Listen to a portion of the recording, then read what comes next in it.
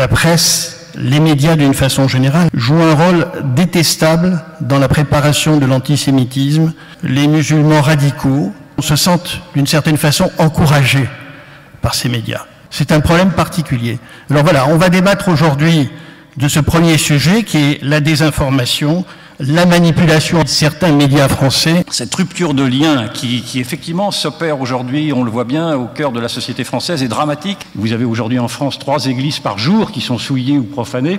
Aujourd'hui, il est urgent que les chrétiens, les catholiques, les juifs se reviennent ensemble et comprennent qu'ils vivent un destin commun. Le nouvel antisémitisme, qui est un antisémitisme d'extrême gauche très majoritairement, un antisémitisme qui est porté aujourd'hui par tous ces mouvements anticapitalistes, antisionistes et cet islamo-gauchiste-là. Or, quand vous écoutez, d'abord, les descriptions des médias ne font pas cette distinction-là. Les médias, très régulièrement, sont en train de dire, encore aujourd'hui, que c'est l'extrême droite qui est porteuse de tous les désordres et que l'antisémitisme est un antisémitisme enraciné. C'est ce terme d'enraciné qui revient souvent afin de ne pas faire la distinction. J'appelle à ce que l'on dénonce les mouvements antiracistes et j'appelle à ce que l'on fasse un effort élémentaire d'objectivité afin de regarder en face qui sont ces nouveaux antisémites. Il y a 3 antisémitismes dans la France d'aujourd'hui. Il y a un antisémitisme islamiste. Il y a un deuxième antisémitisme qui est celui que nous venons d'évoquer assez largement. C'est l'antisémitisme d'extrême gauche. C'est une palestinophilie, comme on disait dans les années 80.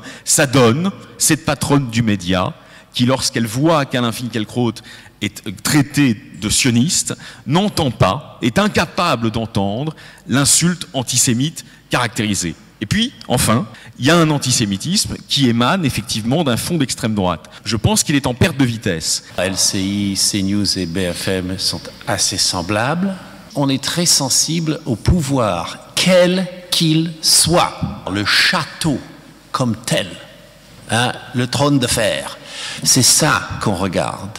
Et si eux nous disent tel acte est qualifié de telle façon, blanc, c'est bon pour nous. Mais en gros, on attend le feu vert parce qu'on ne doit pas vraiment commencer à pédaler à contresens d'un procureur si on n'a pas assez d'éléments.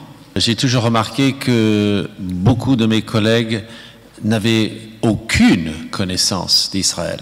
Mais alors, aucune, n'y était jamais allé, ne savait pas la taille, pensait qu'on parlait anglais là-bas, ou yiddish, enfin, avait des rêves complètement dingos. 3 octobre 1980, un vendredi, explosion d'une bombe de 10 kilos devant la synagogue de la rue Copernic. C'est ce jour-là, et pour la première fois depuis les batailles de la Seconde Guerre mondiale, qu'un attentat a lieu contre une synagogue dans ce pays. Ça, c'est une rupture fondamentale. Le réflexe qui surgit, c'est évidemment d'attribuer l'attentat à des ultra-droites.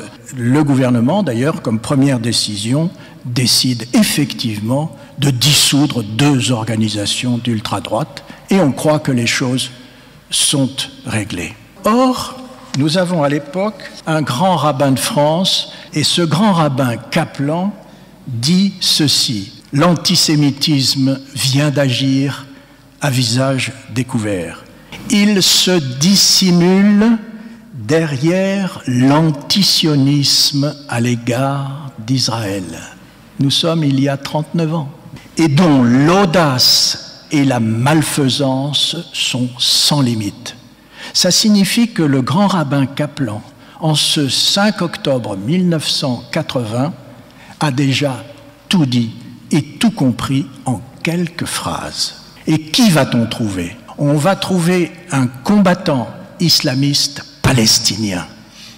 Le premier attentat qui est venu porter atteinte au symbole de la France fraternelle, né des combats de la résistance et de la libération, il est venu mettre une bombe symbolique pour dire ce déni de l'existence d'Israël. Qu'est-ce qui s'est passé entre 1980 et aujourd'hui? Cet antisémitisme, il continue de se transformer, de s'intensifier, de donner lieu à l'attentat épouvantable, atroce, provoqué par Mera.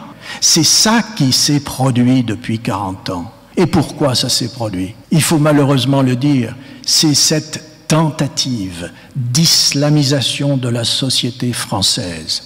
Et donc, nous pouvons, nous, médias, dire beaucoup de choses et de convaincre précisément les antisionistes qui s'habillent du masque de l'antiracisme en assimilant l'un à l'autre. Nous ne pouvons le faire qu'à partir du moment où nous cessons de nier que nous avons assisté depuis 40 ans à la mutation de la société française sous l'influence de la propagande de l'islamisme qui nie à tous égards l'existence de l'État d'Israël. J'en veux une preuve supplémentaire. Qu'est-ce que c'était que la marche à Gaza? Qu'est-ce qu'elle disait, ces banderoles? Que disaient ces manifestants? Que disaient les organisateurs? Il s'agit de chasser Israël des terres que nous revendiquons. C'est-à-dire qu'il y a 40 ans avec la bombe de la rue Copernic, ou aujourd'hui avec la marche de Gaza, nous avons exactement les mêmes objectifs, les mêmes buts, les mêmes langages. Et c'est ce que le grand rabbin Kaplan dénonçait le 5 octobre 1980. À partir du moment où nous, médias, sommes capables de dire cela, de le répéter, alors oui, nous faisons notre métier. Merci beaucoup. Et maintenant, on fait quoi? On fait quoi par rapport à cet antisémitisme, anti-sionisme, tout ce que vous voulez? Il y a un problème des médias, il y a un problème du parler gouvernemental, mais que ça ne touche pas toujours autant de monde que vous croyez. Et qu'il y a une immense majorité de Français, et même parmi les jeunes, qui sont indépendants dans leur esprit, qui veulent comprendre, qui veulent savoir, et qui ne sont pas nécessairement influencés sous la coupe de la propagande et des médias. Et ça, je l'ai vu de moi-même. D'ailleurs, souvent, les profs m'admettent, c'est la première fois qu'on entend l'autre côté. Parce que des conférences, ils en ont, mais on n'a jamais vu un Israélien.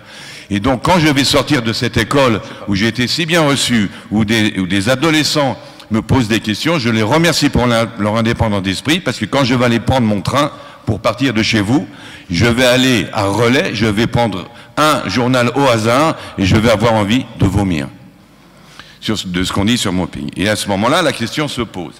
Tous ces enseignants, tous ces élèves, tous ces publics que je rencontre viennent avec des questions récurrentes qui m'étonnent. Comment se fait-il qu'ils ne savent pas certaines choses sur Israël, sur Jérusalem, sur le judaïsme en général, sur les juifs français qui sont leurs voisins? Il y a une chose qui est certaine, ils vont tous à la même école de journalisme. Et ils apprennent tous les mêmes choses qui font qu'ils sont déformés dès le départ. Aujourd'hui, on arrive à accepter l'inacceptable. Aujourd'hui, qu'on soit pro ou anti-israélien, on utilise le thème Cisjordanie. C'est quoi la Cisjordanie? Ça, c'est pas en Judée-Samarie. La Cisjordanie, c'est un terme beaucoup plus artificiel sur le plan historique et géopolitique que Judée-Samarie, qui est un véritable terme historique et géographique. On n'ose pas dire le mont du Temple. Le mont du Temple, c'est l'esplanade des mosquées. Un militant du Hamas, on n'ose pas dire terroriste. Voilà ce qu'on... Donc, même sans être anti-sioniste, il y a aujourd'hui un langage accepté, agréé, qui fait que ça devient normal qu'un type du Hamas soit un militant. Camus était un militant. Monsieur Resk, président des Coptes d'Égypte, qui est un ami de longue date de notre association. Monsieur François Dorcival, vous avez parlé de l'islamisation de la France. Je pense malheureusement qu'on a déjà passé cette étape. On est à la charianisation de la France, ça veut dire appliquer la charia en France. Ça, c'est première chose très dangereuse et très importante, il faut faire face. Merci. Deuxième chose, vous avez parlé de 1980, date sinistre de la rue Copernic. 3 ans avant, il y avait un grand homme qui s'appelle Anwar el-Sadat qui a visité Jérusalem en 1977. En 1979, il a fait la convention de Camp David avec le premier ministre Menahem Begin et ils ont signé la convention de paix. Et il a donné sa vie, il a été tué en 1981, justement à cause de ce qu'il a fait, de cette politique de paix qu'il avait fait. De regarder avec lucidité où est le nouvel antisémitisme? Quand, par exemple, Finkielkraut s'est fait insulter, le type lui a dit on est chez nous ici, et immédiatement on a dit ben voilà, c'est bien ce qu'on vous disait, c'est l'extrême droite, sauf que c'était un islamiste. Et donc il fallait entendre d'ailleurs ce que disait ce type-là dans les propos littéraux qu'il proposait, c'est-à-dire qu'aujourd'hui les islamistes s'estiment chez eux aujourd'hui en France par un effet de substitution de population et un effet de remplacement.